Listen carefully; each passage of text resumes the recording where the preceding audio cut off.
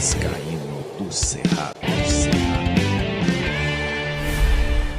Terminou agora há pouco e com um gosto amargo de um empate em 2-2, né? Que para o torcedor que fez festa no Espírito Santo para receber, cara, toda vez que o Vasco vai jogar fora, como vai vir aqui em Brasília, você vai ver a festa que vai ser.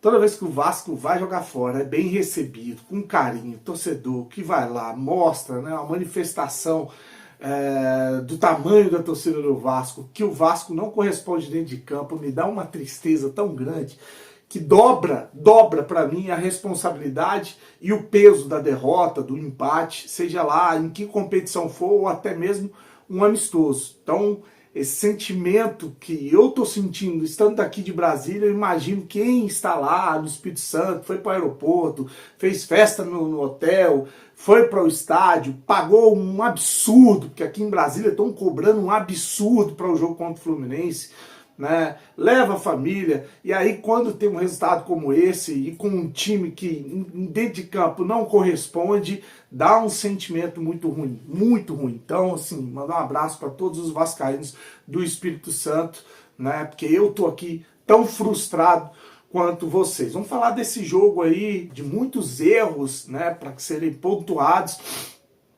para que não se repitam nos jogos decisivos. Agora são 4 jogos, 3 são clássicos, filho. Esse empate ainda foi Salvador, né? Antes vou pedir para você deixar o joinha, deixa o like, se inscreve no canal, dá essa força aí, dá essa moral, beleza? Bom, Vasco, mesma formação, mesmo time, é óbvio. Eu vou falar uma coisa aqui que é lógica, cara. À medida que o Carille for mostrando a cara, o trabalho, os outros times vão estudar o time do Vasco, que agora joga de uma maneira diferente. Não tem pontas, os laterais não chegam tanto como chegavam antes, né? Você tem meias que trabalham a bola, faz triangulação, que conseguem com habilidade fazer a bola chegar no ataque. O que o adversário vai fazer? Opa, vamos botar 2 volantão ali, vamos marcar o Coutinho, o Jair, o Paulinho. Acabou o time. Acabou o time do Vasco, filho. O que o técnico Volta Redonda fez? Armou um time para não deixar o Vasco jogar no meio de campo. E olha, logo no começo foi 2 porradas, em 2 jogadores de meio de campo. Primeiro acertaram o Paulinho, né? E depois acertaram... Não, foi no lateral. Depois foi no lateral, o Piton. Piton tomou uma porrada, né? O juiz sequer dá falta. Aí eu vi gente mandando mensagem, pô, para de choro, né? Teve uma falta do Jair também. Mas ele deu a falta do Jair. Do Piton, ele sequer deu a falta. Era para ter dado a falta e no mínimo o cartão amarelo. No mínimo o cartão amarelo. Coisa que ele não fez, né? E aí a gente tem o meio de campo marcado. A única oportunidade de jogo de gol do Vasco foi aos 20 minutos com uma bola parada que o Jair cabeceia e o goleiro do Volta Redonda consegue fazer a defesa e não tomar o gol. Só isso no primeiro tempo. Não incomodou o Volta Redonda, o meio de campo do Vasco não conseguiu trabalhar a bola como vinha trabalhando contra a Portuguesa, contra o Madureira, e falta jogadas de escape. Os laterais hoje não apoiaram, o PH não estava num dia inspirado, o Piton já não está num dia inspirado há muito tempo, apesar de ter participado com o cruzamento para o gol do empate, né? Então o Vasco foi muito fácil de ser marcado no primeiro tempo, e isso é um perigo, cara. Aí é onde a gente fala que a falta de jogadores, para quando você tiver esse congestionamento no meio de campo, essa marcação, você ter válvulas de escape, ou seja, laterais fazendo corredor, ou atacante, pontas, né, que seria ali a função desse jogador que o Vasco está contratando agora, tal do Bruma lá, que vem do Braga, né? A falta do Adson, por exemplo. Então, faltou esse jogador e o Vasco foi previsível e bem marcado no primeiro tempo. No segundo tempo voltou o mesmo time, obviamente, se repetiu, né, o comportamento dentro de campo, e logo no início, no contra-ataque, aí entra 2 figuras que ainda não tinham comprometido o time. Lembra que a gente falou assim, a gente só vai ver esse time, testar ele quando realmente for pegar os clássicos, tá se preparando para isso. Hoje a gente consegue ver o Vasco com mais qualidade do que o Vasco. Eu olho para o Vasco, é um Vasco melhor do que o Vasco. Eu sempre deixei claro, não é o Vasco melhor do que o Flamengo, não é o Vasco melhor do que o Palmeiras, não é o Vasco melhor do que o Corinthians, não é o Vasco melhor do que times que vão para a temporada brigar por coisas grandes, como o título. É um Vasco simplesmente melhor do que era o próprio Vasco. Isso para deixar claro, tá? Porque é lógico, tem uma galera que torce para político, tem uma galera aí que é do contra, tem uma galera aí que hoje está fazendo festa, que está torcendo para o Vasco perder para gravar vídeo.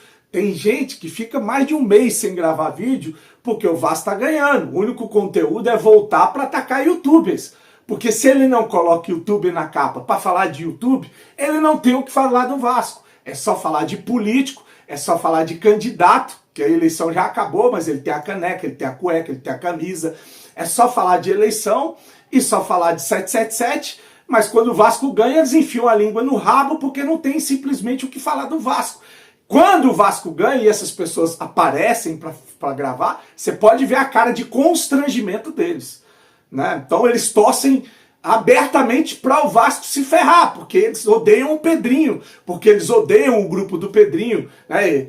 Então, por causa desse ranço, essas pessoas estão torcendo para que o Vasco perca, e quando o Vasco ganha, eles não têm o que falar, eles abrem vídeo para falar de canais de YouTube, porque não tem conteúdo, simplesmente por isso. É um lixo, é um estrume esse tipo de cidadão. Então, por isso que eu falei, eu não vou ficar mais botando ele em capa aqui para dar moral para esse animal, né? Porque não merece, não. Deixa falar para a bolha dele, para 2.000, 3.000 pessoas lá que de vez em quando assistem o canal dele, quando eles colocam caras de youtuber na capa, ou o magnata, ou o bilionário, que eles sempre falam dos outros, mas colocam nas capas também.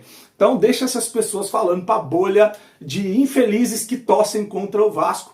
E vamos seguir, vamos falar aqui sobre o Vasco, que tomou um gol com uma falha do zagueiro, João Vitor. Vai tentar desviar, a bola vai para dentro do gol. Esse é o primeiro gol que o Vasco toma. Logo em seguida, um pênalti, na falta em cima do Jair, lá do ex-jogador do Vasco, lateral, o Caio Tenório. Ele derruba o Jair dentro da área, o Verratti bate, faz o gol do empate logo em seguida, cara. E você acha que o Vasco ia volumar, ia pra cima, ia ser diferente. Mas não, o Volta Redonda é um time que não se abateu, continuou marcando o meio de campo e continuou incomodando o Vasco, chegando e assim construiu o segundo gol com mais uma falha de um zagueiro, e agora um zagueiro que a gente vinha falando que vinha fazendo um trabalho honesto, que é o Lucas Oliveira. Foi tirar a bola, ela bate ali na orelha, ao invés dela sair para a lateral, ela vai como uma assistência para o jogador do Volta Redonda, que bota por cima com muita categoria, e um golaço do Volta Redonda, bota por cima do Verratti e faz o 2-1. Aí o Vasco parte por desespero, o Carille sai do que ele vinha trabalhando, né, que era a saída do Coutinho muito vaiado. É lógico, o meio de campo do Vasco não existiu, acho que botar a culpa só no Coutinho também é uma tremenda de uma covardia, mas o Coutinho não jogou, o Paulinho não jogou, né? O Jair ainda se movimentou, recebeu o pênalti, ainda buscou alguma coisa, mas o Tietê também não jogou. O meio de campo do Vasco foi nulo e não tinham outras opções. Aí o Vasco parte por tudo ou nada, o Volta Redonda começa a fazer cera, amarrar o jogo, irritando o torcedor, que já estava bravo, xingando. E aí no finalzinho, em uma bola parada, o Piton bate na cabeça do Verratti, gol do Verratti, né? Nessa altura do campeonato já estava em campo o Cocão, o Zucarello, já tinha saído o Jair, Tietê, Paulinho, meio de campo junto com o Alex Teixeira, já tinha saído. Ele manteve ali o Paê, e o Coutinho não agradou também, tá? Não conseguiu criar jogadas assim, dizer assim que tomou de novo as rédeas do jogo, a posse de bola, começou a amassar o Volta Redonda, jogar o Volta Redonda para trás. Não, cara, a gente conseguiu achar um gol do empate em uma bola parada para sair sem essa derrota, que seria pior ainda para quem acompanhou esse jogo lá no Espírito Santo. É isso o resumo do que eu vi da partida, humildemente falando, do Vasco e Volta Redonda. Agora é esperar o Vasco aqui em Brasília com aquela desconfiança de qual é o futebol que a gente vai apresentar em um clássico. Os zagueiros, quando foram testados num jogo médio, nem um jogo tão difícil, acabaram falhando, né? Falhas individuais, que era o que crucificaram aí o Maicon, o Léo Pelé. Não vou deixar de falar, cara. Pano eu não vou passar, não.